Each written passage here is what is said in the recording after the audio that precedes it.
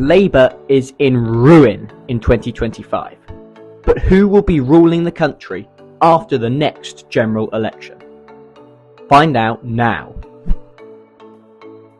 In this video, we'll be using a combination of different datasets, some from YouGov, some from Find Out Now, and a lot from Electoral Calculus, which is really good if you want to see individual seats and how they're shifting over time.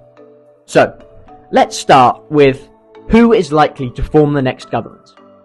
Basically every poll suggests it's going to be Nigel Farage's party, Reform UK. Now, if you look at YouGov, that mainly does percentage polling, you'll see that the shift towards Reform UK has been vast since the last general election. Reform UK are now polling at about 28% of the national vote. That puts them about 7 points above Labour and 10 points above the Tories. And according to Electoral Calculus, this majority would be enough to grab them 368 seats if they are to achieve about 30% of the vote, which seems more than feasible at the time of recording. So, it appears that Reform UK could form the next government with more than 30 seats to spare. Who is likely to be in opposition? That would be the second largest party in Parliament.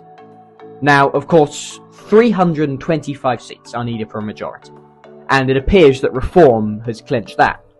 But Labour are polling roughly at about 21%. So, where does that put them?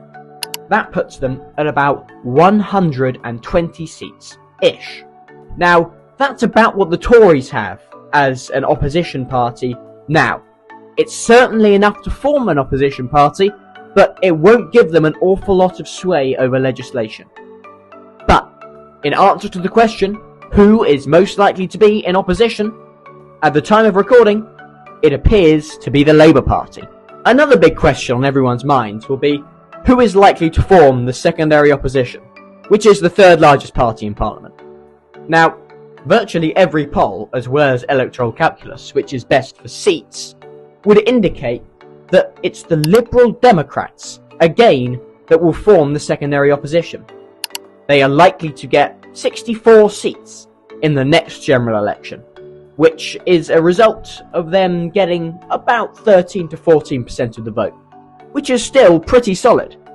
But it's slightly down on what they got in the 2024 general election, which is unfortunate for the party. But it's still good enough to give them some substantial sway in Parliament. Now we're on to the much smaller parties. These parties are ones which are going to get less than 40 seats. They're ones no one pays an awful lot of attention to, but sometimes they get some say in what goes on in Parliament, usually when they band together. These parties include the Conservatives, who are likely to get about 36 seats in the next general election, an utterly catastrophic fall-off from their last general election, as well as the SNP, who are likely to get 32 seats, Plaid Cymru, the party of Wales, which is likely to get 5 seats for the next general election, as well as the Greens, who are likely to retain their current standing of 4 seats in Parliament. There will obviously be some other, smaller parties. The Workers' Party, George Galloway, could get his seat back. The Corbyn Party is yet to be accounted for, and they could take several seats from Labour, maybe even dozens, depending on how successful they are.